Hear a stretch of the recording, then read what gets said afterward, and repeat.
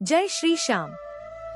खाटू नगरी के आकाश में जब श्याम नाम की गूंज उठती है तो भक्तों का मन स्वतः ही भाव विभोर हो जाता है। कहते हैं कलयुग में यदि किसी को भगवान श्री कृष्ण के साक्षात दर्शन करने हो तो उसे खाटू धाम जाना चाहिए, क्योंकि वहीं विराजते हैं बर्बरीक के रूप में हमारे खाटू श्याम बाबा। उनकी महिमा ऐसी है कि जो भी सच्चे मन से बाबा को पुकारता है उसकी झोली कभी खाली नहीं जाती। आज हम आपके लिए लेकर आए हैं खाटू श्याम बाबा के उन चमत्कारिक किस्सों की श्रृंखला जो सत्य घटनाओं पर आधारित हैं और जिन्होंने लाखों भक्तों के जीवन को बदल दिया। तो आइए मिलकर सुनते हैं हारे के सहारे खाटू श्याम बाबा की अद्भुत लीला और चमत्कारिक कथाएं। खाटू श्याम बाबा की चमत्कारिक कथा। राजस्थान के सीकर जिले के खाटू गांव में विराजमान है कलयुग के साक्षात श्री कृष्ण खाटू श्याम बाबा। कहा जाता है कि जो भी सच्चे मन से उनकी शरण में आता है वह खाली नहीं लौटता। उनके दरबार में रोज न जाने कितने चमत्कार होते हैं। आज मैं आपको कुछ सत्य घटनाएं सुनाने जा रहा हूँ जो एक के बाद एक घटित हुई और जिन्होंने लाखों भक्तों के विश्वास को और मजबूत कर दिया। बहुत साल पहले एक दंपत्ति खाटू नगरी आया। धन संपत्ति उनके पास सब कुछ था, मगर संतान सुख से वंचित थे। उन्होंने कई तीर्थों की यात्रा की, लेकिन कहीं कोई फल नहीं मिला।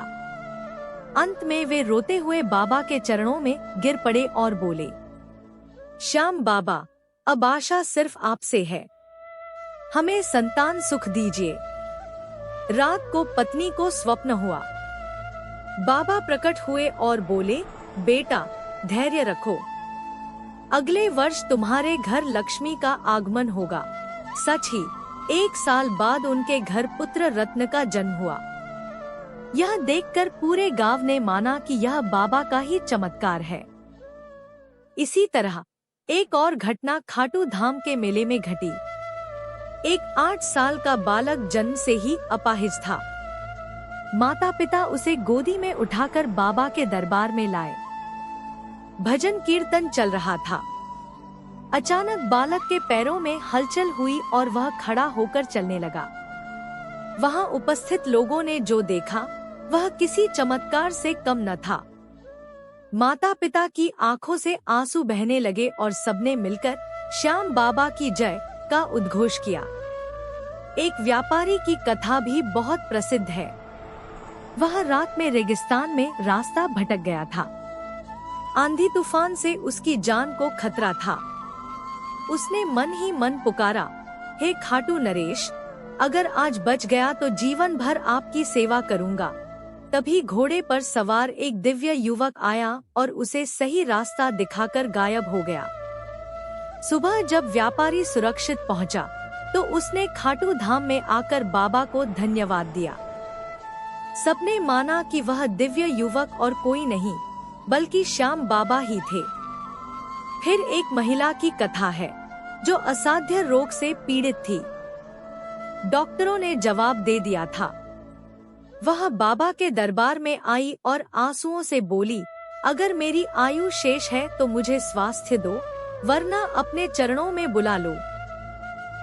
उस रात बाबा ने स्वप्न में नीम की पत्तियां खाने का आदेश दिया। उसने वैसा ही किया और धीरे धीरे उसका रोग समाप्त हो गया। आज वह महिला बाबा की महिमा का गुणगान करती है। एक बार जयपुर से यात्री बाबा के दर्शन करने आ रहे थे। उनकी बस का एक्सीडेंट होने वाला था। चालक ने नियंत्रण खो दिया। सब लोग घबरा गए और जोर जोर से श्याम बाबा की जय बोलने लगे।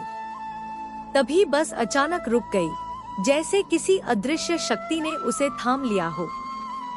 सबने यह मान लिया कि बाबा ने ही अपनी कृपा से उनकी रक्षा की।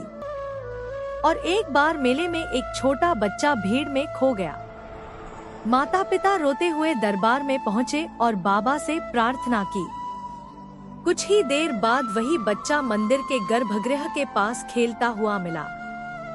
सबने इसे बाबा का ही चमत्कार माना कि बच्चा कहीं और नहीं गया, बल्कि बाबा ने उसे अपने चरणों तक पहुंचा दिया। इन सभी घटनाओं से स्पष्ट है कि खाटू श्याम बाबा अपने भक्तों की पुकार सुनते हैं। चाहे संतान सुख हो, असाध्य रोग हो, मृत्यु से रक्षा हो या खोए हुए का मिलना हो, बाबा हर परिस्थिति में अपने भक्तों का सहारा बनते हैं। यही कारण है कि लाखों लोग हर वर्ष खाटू धाम में उमड़ते हैं।